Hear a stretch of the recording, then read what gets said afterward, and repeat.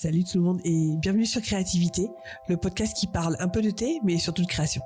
Je m'appelle Karel, dans la vie je suis dessinatrice, illustratrice, autrice de romans et je travaille depuis plus de 15 ans dans le cinéma d'animation. Mais vous me connaissez peut-être sous mon nom d'artiste ou de booktubeuse, Kodaleya. Sur Créativité, je vais vous parler de création dans l'écriture et le dessin, mes domaines de cœur. Ici, je vais aborder mes coups de boost, mais aussi mes coups de mou, mes retours d'expérience, mais mes aventures, mes peurs, mes angoisses, mes réflexions et mes expériences passées, actuelles et futures. Vous pouvez d'ores et déjà retrouver ce podcast sur Instagram, sur le compte créativité.podcast, donc créativité, THE à la fin, et le tout sans accent. Mais ne vous inquiétez pas, tous les liens seront dans les notes de l'épisode. En attendant, prenez une bonne boisson chaude et bonne écoute. Salut tout le monde et bienvenue dans ce nouvel épisode de podcast numéro 42. J'espère que vous allez bien. Aujourd'hui dans cet épisode, on va revenir sur l'oiseau de feu et je vais plus particulièrement vous parler du contrat d'édition et de ce qui s'est passé donc depuis le moment où j'ai envoyé mon roman en soumission en maison d'édition et tout ce qui s'est passé après, l'attente, les réponses que j'ai reçues, etc. Mais en attendant, je vais vous parler du thé du jour. Alors c'est très simple, c'est un thé à la menthe, tout ce qu'il y a de plus con. J'ai besoin d'un thé plus simple, on va dire en ce moment. Je sais pas pourquoi, c'est vraiment mon go-to en ce moment, avec le thé Angelina dont je vous ai parlé précédemment. Mais voilà, le thé Lipton, je sais qu'il y a des meilleurs thés que ça, mais c'est celui que j'ai sous la main. Donc maintenant que ça c'est fait, parlons du contrat d'édition et de mon expérience avec l'oiseau de feu et évidemment quelques conseils que je pourrais vous apporter. Alors, si on remonte dans le temps, le manuscrit, je l'ai envoyé à partir de la mi-janvier à plusieurs maisons d'édition.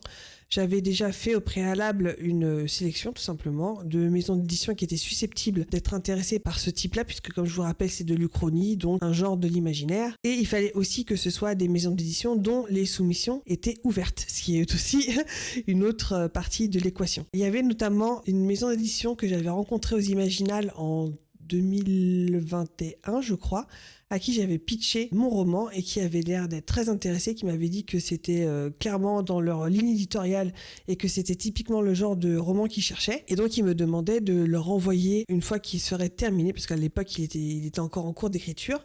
C'est la première maison d'édition à laquelle justement j'ai pensé. Le seul problème pour moi, c'était que leur soumission était fermée. Donc je leur ai envoyé un mail pour essayer de me rappeler à leurs bons souvenirs en leur disant bonjour, c'était moi, on s'était vu aux Imaginales, je vous avais pitché, je leur ai repitché le truc et je leur ai demandé en fait voilà, est-ce que ça vous intéresse toujours? J'ai vu que vos soumissions sont fermées, mais à tout hasard, est-ce que ça pourrait vous intéresser? J'ai fait ça parce que évidemment, quand les soumissions sont fermées, on n'envoie pas son manuscrit. Je crois que c'est un peu la règle de base, même si vraiment, des fois ça fait chier parce que c'est vraiment la maison d'édition que vous visiez, c'est juste une question de timing. Souvent, les soumissions des maisons d'édition sont ouvertes pour un mois sur toute l'année, donc des fois c'est un petit peu compliqué quand on finit son manuscrit d'être à peu près OK par rapport à la date d'ouverture des soumissions des maisons d'édition qu'on vise.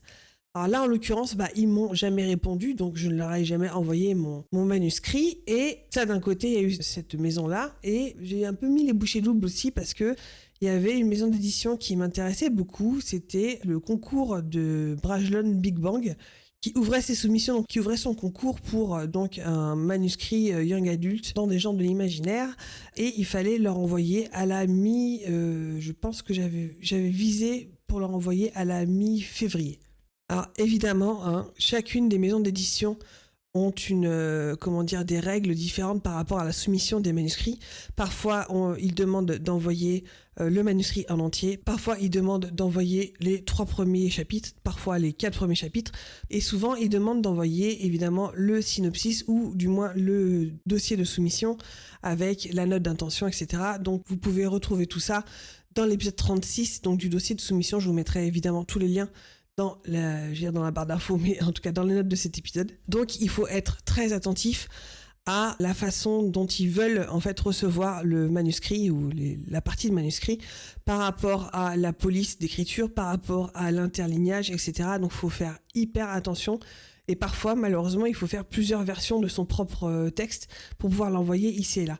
Ce que je vous conseille, c'est aussi que si vous avez Notion, par exemple, ça c'est vraiment parfait, mais si vous avez un carnet ou n'importe quoi, c'est bien aussi. En fait, c'est de vous faire une liste, une espèce de tableau pour dire, voilà, je l'ai envoyé à telle date, à telle maison d'édition, à telle adresse, il demandait ceci, etc. pour pouvoir faire une espèce de suivi ensuite.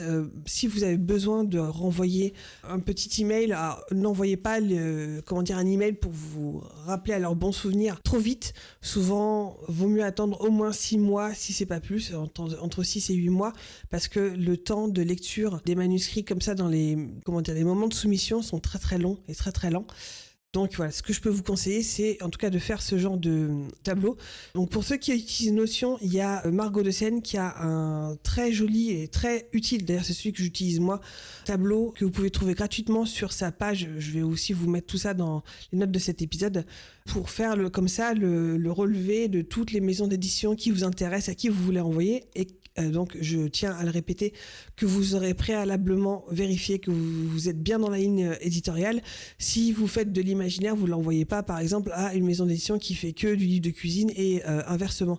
Si vous avez de la poésie, si vous avez justement de la littérature de genre ou n'importe quoi, vous ne l'envoyez pas à une maison d'édition qui fait du polar par exemple. Ça c'est vraiment idiot et ça fait perdre du temps à tout le monde. Voilà, vraiment viser le nombre de maisons d'édition à qui vous pouvez l'envoyer, ça c'est à vous de voir si vous voulez. Mais moi, en l'occurrence pour l'Oiseau de Feu, je l'ai envoyé en tout à 6 maisons d'édition, en sachant que voilà, ça s'est fait entre à la mi-janvier jusqu'à, je crois, mi-février, voire début, je pense que c'était peut-être même début mars à qui j'ai envoyé à la Talente. Donc une fois que cette liste est faite et que vous envoyez votre manuscrit, là c'est simple, il faut attendre. La plus grande vertu à ce moment-là, comme disait Evelyne dans La Momie, patience is a virtue, hein, la patience est une vertu, il faut attendre et le mieux à faire à ce moment-là, évidemment, c'est alors déjà de se prendre un petit peu de repos parce que c'est très important le repos. Ça peut être une semaine, un mois, peu importe, peut-être même plus, si c'est ce dont vous avez besoin. Et ensuite, le meilleur remède à cette attente qui peut être un peu angoissante, c'est de repartir sur un autre projet d'écriture et d'essayer de focus son esprit sur un autre projet d'écriture. Et c'est ce qui va vous faire patienter toute cette phase de soumission de votre manuscrit. Alors en l'occurrence, les 2 premières choses que j'ai reçues, pour moi c'était des refus. Comme quoi, voilà, hein, on a reçu des refus. Je pense que j'en avais parlé, je vous renvoie peut-être vers un article sur mon blog d'écriture que vous pouvez retrouver sur mon site internet carreclara.fr. Donc où j'ai parlé de ces 2 refus-là, puisqu'il y en avait un qui était argumenté et qui était plutôt positif au final, parce que la maison d'édition avait plutôt bien aimé, mais c'était tout simplement pas le genre qu'ils envisageaient de publier en ce moment. Ils cherchaient quelque chose d'autre, mais ça ne remettait pas en cause les qualités du texte. Et l'autre refus que j'ai reçu était un refus beaucoup plus générique, qui disait juste que j'étais pas dans la ligne éditoriale et que désolé, mais c'était un non. Bon voilà, alors, il faut savoir qu'on peut recevoir des refus, ce qui déjà en soi est plutôt bien entre guillemets, puisque ça permet de clore en tout cas cette possibilité-là. Ça fait jamais du bien de recevoir un refus parce qu'on a mis ses tripes, on a mis des années, du sang, des larmes, de tout ce que vous voulez dans l'écriture d'un manuscrit. Surtout quand moi, pour ma part, je sais que j'ai mis 4 ans à écrire ce livre-là. Donc ça fait un petit peu mal à l'ego de recevoir des refus. Même si, voilà, quand on reçoit un refus détaillé et qu'il est plutôt positif, même si c'est un non, on se dit qu'on n'a pas fait non plus de la merde et que finalement, c'est pas celle-là, mais que le texte a des qualités qui pourra peut-être taper dans l'œil d'une autre maison d'édition. Et c'est ce qui s'est passé en l'occurrence pour moi, j'ai eu de la chance et je pense que j'ai attendu au final, quand est-ce que j'ai reçu les réponses plutôt positives, je pense que c'était en avril je crois. Donc voilà, vous voyez, moi, j'ai envoyé au mois de janvier, février, mars, avril, donc ça a pris 3 mois pour qu'une maison d'édition me contacte pour me demander si mon roman était toujours disponible. Je leur ai dit oui tout simplement, je leur ai envoyé le manuscrit en entier. Et à ce moment-là, je savais que j'allais devoir attendre qu'il passe donc le comité de lecture pour savoir si ça allait le faire ou pas. Et en fait, plusieurs semaines après donc cette première mise en contact, donc je leur ai envoyé le manuscrit. Cette maison d'édition m'envoie un mail comme quoi le manuscrit leur a plu. Ils veulent le publier telle date et est-ce que je suis intéressée et 2 est-ce que je serais prête à signer le contrat. Alors déjà il y a le premier choc où on lit 15 fois le même mail pour être sûr d'avoir bien lu. Et évidemment, j'étais très, très contente déjà qu'il ait été accepté. Mais un peu la cerise sur le gâteau, c'est que littéralement, je pense que c'était moins d'une semaine après, je reçois en fait un autre email d'une seconde maison d'édition qui me dit que le manuscrit a passé la première étape dans leur comité de lecture et que le synopsis et les 3 premiers chapitres leur ont plu et qui me demande de leur envoyer le manuscrit en entier pour qu'ils puissent passer donc en comité de lecture.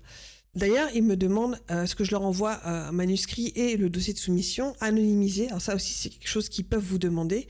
Donc soyez prêts à faire ce qu'il faut. Mais donc à enlever votre nom et prénom du manuscrit et du dossier de soumission pour que ça puisse être le plus donc anonyme possible, pour qu'il n'y ait pas d'influence ou quoi qui voit que c'est telle ou telle personne dont ils lisent le roman. En toute honnêteté, enfin moi j'ai voulu être le plus honnête et transparente possible à ce moment-là, c'est que je leur ai dit oui, bien sûr, je vous l'envoie, il n'y a pas de souci. Après, j'avais pas signé de contrat avec la première maison d'édition. Cela dit, voilà, j'ai été très claire avec eux. Je leur ai dit qu'il y avait une autre maison d'édition que j'ai nommée à ce moment-là, qui en fait m'avait fait une proposition qui voulait aussi donc publier le roman.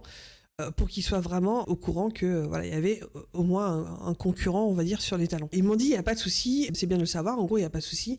Juste à savoir si moi, en fait, je voulais leur laisser le temps de lire le manuscrit et le temps de me rendre un avis de lecture et savoir si, en fait, je pouvais faire patienter la première maison d'édition pour attendre d'avoir ce retour de comité de lecture, en sachant que c'était évidemment pas non plus un blanc-seing et de me dire que c'était sûr que ça allait passer et qu'il allait être accepté. Évidemment, il y avait une chance qu'au final, il passe pas le comité de lecture et donc il ne fasse pas l'unanimité ou même la majorité. Bon bah voilà, s'il me donne un nom, bon voilà, ça règle le problème. Mais en tout cas, eux, ils avaient toutes les cartes en main.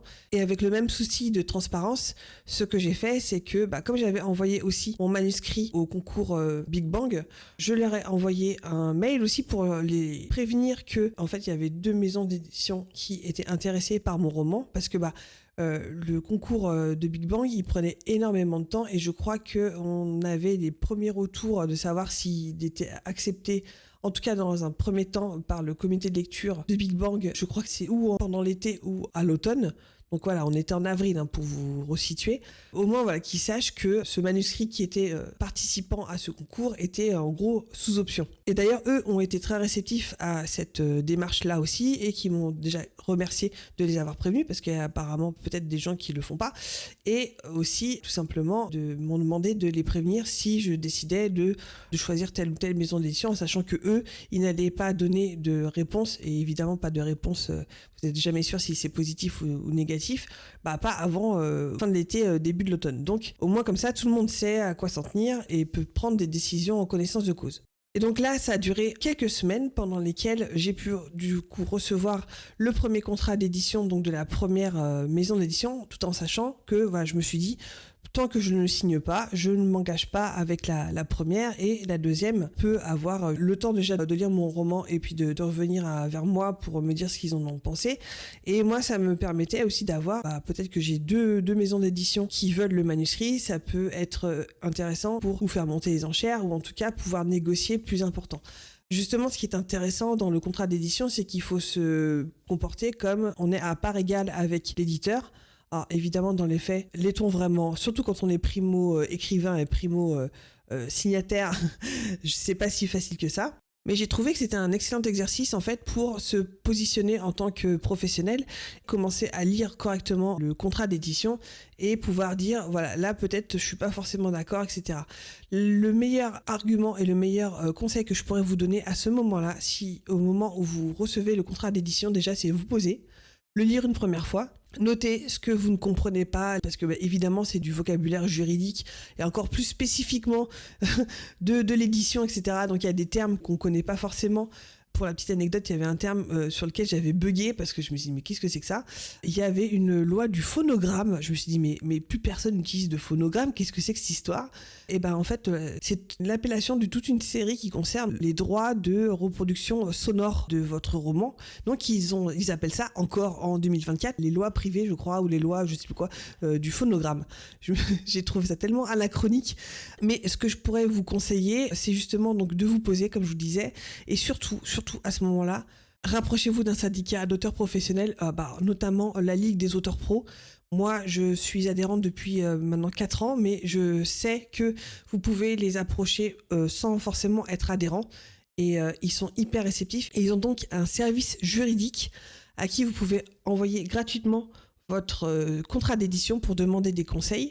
Et tout simplement leur dire, voilà, j'ai reçu ça, est-ce que vous voyez peut-être des clauses qui sont peut-être un peu bif-bof, ou carrément des clauses à enlever, parce que voilà, vaut mieux se rapprocher d'un service juridique qui sait de quoi il parle et qui sait lire ce genre de choses, plutôt que vous qui, au mieux, avez peut-être signé un contrat de travail ou quoi que ce soit, mais on n'est pas du tout dans la même dimension là. Je vous renvoie d'ailleurs vers, je crois que c'était Margot qui avait fait une interview de la juriste du service juridique de la Ligue des auteurs pro. Je vous mettrai aussi ça dans les notes de cet épisode. C'est un épisode que je vous conseille réellement d'aller suivre et écouter. Je sais aussi que Margot a des formations concernant spécifiquement la négociation pour le contrat d'édition. Je vous renvoie aussi vers son école d'écriture parce que vous pouvez aussi très bien trouver des ressources là-dedans. Prenez votre temps surtout pour le contrat d'édition. Moi, je pense qu'on a pris quasiment un mois et demi entre tous les allers-retours pour signer ce contrat d'édition. En tout cas, pour l'étudier, pour l'amender, pour dire ça, je sais pas, est-ce que vraiment on peut faire différemment? Et évidemment, c'est le moment de négocier la valoir et de négocier les droits d'auteur. En sachant qu'il y a des choses qui se font qui sont en moyenne, justement c'est ce que m'avait dit, je sais plus comment elle s'appelle, je crois que c'était Jade, du service juridique de la Ligue des auteurs pro. J'espère que j'écorche pas son nom parce que là j'ai pas été vérifier mes mails pour être honnête. Mais sachez que normalement, voilà, la moyenne pour un un premier écrivain qui signe son premier contrat, en temps normal, vraiment en comptant en fait pas forcément uniquement donc les genres de l'imaginaire, mais vraiment la littérature blanche, etc. C'est environ 1 000 € d'avaloir et plus ou moins 10%, entre 9 et 10% pour les droits d'auteur. Voilà, une fois qu'on sait ça, figurez-vous que dans les genres de l'imaginaire, c'est beaucoup moins que ça, et malheureusement, c'est pas à la hauteur de la moyenne de ce qu'on vous dit pour les primo-auteurs. Enfin, ce sont des choses à savoir, et ce sont peut-être des choses à avoir en tête quand vous voulez négocier donc vos pourcentages, etc. Le meilleur moyen à ce moment-là, c'est d'aller voir auprès d'auteurs et d'autrices de cette maison d'édition avec qui vous êtes en train de négocier en fait votre contrat d'édition, pour voir un petit peu eux et elles à combien ils sont, à combien ils ont commencé, etc. Ça permet de pouvoir se situer et de voir si ce qu'on vous propose c'est pas non plus peanuts, en tout cas de savoir si on est dans une espèce de moyenne, dans quelque chose qui se fait un peu pour tout le monde, quoi. N'hésitez pas à aller sur les salons, à leur demander. Si vous avez aussi des amis d'amis, etc., n'hésitez pas à faire marcher les relations, au moins pour avoir ce genre d'informations. Ça aide à pouvoir se positionner, à dire voilà, en fait, moi j'estime que ça pourrait être plus intéressant d'avoir peut-être 1,5% ou 1% en plus sur les droits d'auteur, mais par contre ne pas bouger l'avaloir. Je vous rappelle, l'avaloir c'est une avance sur les droits, c'est-à-dire que ce que vous recevez en avaloir, déjà vous ne le remboursez jamais, c'est comme ça, même si votre roman ne se vend pas aussi bien que ce que vous souhaitez, vous ne remboursez pas ça à l'éditeur. C'est comme un pari, un risque qu'il a pris sur vous, si vous voulez. Et ensuite, il faut que vous ayez vendu en fait assez d'exemplaires pour recouvrir justement cet avaloir-là. Et une fois que vous avez atteint en termes de vente et en termes de pourcentage de vos droits d'auteur l'équivalent de votre avaloir, là, à partir de ce moment-là, vous commencez à toucher plus, en fait. C'est là où vous commencez à toucher les droits d'auteur en plus de l'avaloir. Et en fait, pendant que j'étais en train de négocier ce contrat d'édition, j'ai reçu la réponse de la deuxième maison d'édition qui me dit « On a beaucoup aimé votre roman, voici les retours du comité de lecture », ce qui m'a été très très utile d'ailleurs de voir que le roman avait plu, que le style, que l'univers, les personnages, etc. avaient plu. Il y avait aussi des pistes peut-être d'amélioration par rapport à l'écriture et puis par rapport aux pistes éventuelles à suivre pour des corrections éditoriales. Ils étaient intéressés pour publier mon roman. Et alors là, c'est un petit peu le choix cornélien, puisque non seulement vous avez un oui, mais là, vous avez 2 oui. Et ce qui veut dire que vous allez devoir dire un non désolé. En fait, là, ce qui est un petit peu compliqué, c'est que du coup, il faut mettre les choses à plat et voir en fait quels sont les profils des maisons d'édition qui vous ont accepté. Est-ce que ce sont des maisons d'édition qui ont un distributeur, qui ont un diffuseur? Est-ce que ce sont des maisons d'édition qui sont plus petites, qui sont moyennes, qui sont justement présentes dans les librairies ou pas, qui font des salons ou pas, qui ne font en fait que des salons et qui vendent sur internet et qui ne sont pas en librairie? Enfin voilà, ça c'est à ce moment-là un choix déjà que normalement vous auriez dû déjà avoir en tête quand vous avez choisi la maison d'édition, quand vous avez envoyé votre manuscrit, mais c'est là où le choix est plus prégnant parce que qu'est-ce que vous allez privilégier au niveau stratégie pour la suite de la vie de votre roman en fait? Est-ce que vous allez être plus intéressé à ce qu'il soit dans les librairies, est-ce que donc il soit, je sais pas moi, voilà, dans les culturales, des trucs comme ça, ou alors ce qu'il soit uniquement en commande sur leur site internet? Chez les plus petites maisons d'édition. Les plus petites maisons d'édition ont en général beaucoup plus de salons aussi, donc ils sont plus présents en salon, ce qui fait que peut-être que vous allez devoir faire plus de salons pour pouvoir faire connaître votre roman et le faire diffuser en fait de cette manière-là. Voilà, ce sont des choses qu'il faut avoir en tête. Et une fois que vous avez penché un petit peu tous les arguments, les pour et les contre, etc., vous allez devoir donner une réponse. Alors des fois c'est pas facile, hein, mais en général les gens sont compréhensifs du moment que vous répondez de manière polie et courtoise et voilà, en général tout se passe bien. Ils ont aussi l'habitude forcément. Donc une fois que vous avez choisi laquelle maison d'édition vous avez décidé de travailler, c'est là où il faut finaliser le contrat d'édition. Donc à signer, etc. En général, ce sont des signatures électroniques sécurisées, etc. Vous vous engagez de manière légale et tout ça. Donc c'est pas rien. Et une fois que c'est fait, c'est parti pour la mise dans le planning. Alors moi, en l'occurrence, pour le planning, je vais pas vous dire la date de sortie parce que pour l'instant, j'ai pas le droit de vous le dire en fait. Tout ce que je peux vous dire, c'est que je vais encore documenter les corrections éditoriales qui ne sont pas encore arrivées. Là, je vous parle. On est à la mi-juillet. Les corrections éditoriales, normalement, vont arriver à la fin du mois d'août, début du mois de septembre, pour ma part. Qui, personnellement, ne m'arrange pas vraiment puisque mon bébé va arriver à peu près au même moment. Donc, je vais espérer être dans une disposition mentale et d'énergie où je pourrais essayer de faire les deux. Bon, ça va être la grande inconnue, pour être honnête. Je vais essayer de faire de mon mieux pour l'un et pour l'autre, évidemment, mais pour mes deux bébés, on va dire. Mais j'avoue que ça c'est quelque chose, malheureusement en fait c'est tombé au mauvais moment puisque il y avait les vacances de l'été, hein. Donc forcément les gens qui sont dans les maisons d'édition, ils ont le droit évidemment eux aussi à des vacances, les correcteurs, les relecteurs, les éditeurs, éditrices, etc. Moi ce que j'avais espéré c'est que les corrections arrivent avant la naissance de mon bébé pour que je puisse faire le maximum de corrections avant. Et finalement, ils ont décidé plutôt de les mettre après parce que, a priori, il n'y aurait pas non plus tant de travail de correction. Ils pensent que c'est gérable. Donc, je leur fais confiance, ils savent de quoi ils parlent, j'ai envie de dire. Maintenant, j'avoue que, faire ça à côté d'un nourrisson qu'il faut allaiter toutes les 3 heures, on verra ce que ça donne. En tout cas, pour moi, je vous ferai un épisode concernant les corrections éditoriales, donc une fois que je serai dedans. Je sais pas, peut-être que je ferai plutôt un vlogcast à ce moment-là, plutôt qu'un épisode un petit peu comme ça, plus structuré, si structuré cet épisode est, je ne sais pas. Mais en tout cas, je vous en reparlerai en temps voulu, donc des corrections éditoriales et puis de la suite, tout simplement. Et je vous révélerai évidemment chez qui je vais publier, n'est-ce pas ? Je pense que je ferai un post sur Instagram pour vous révéler tout ça. C'est là-dessus que se termine cet épisode. J'espère que ça vous aura plu, que ça vous aura peut-être éclairé sur certaines parties de tout ce qui se passe avec les maisons d'édition, en tout cas les premières approches et puis les premières négociations pour le contrat d'édition. Et n'hésitez pas à aller voir les notes de cet épisode et je vous dis à la prochaine dans un nouvel épisode. Ciao ciao! Merci d'avoir écouté cet épisode. Si vous appréciez ce podcast, n'hésitez pas à laisser un commentaire sur mes réseaux ou 5 étoiles sur votre application de podcast préférée. Et si vous voulez engager une conversation, vous pouvez d'ores et déjà me trouver sur mes comptes personnels, Instagram, Twitter ou Twitch, sous le nom de Kodaleya, et sur le compte Instagram de ce podcast, Créativité, THE, ou tout sans accent, .podcast. Je vous dis à la semaine prochaine, et d'ici là, créez avec passion. Bye!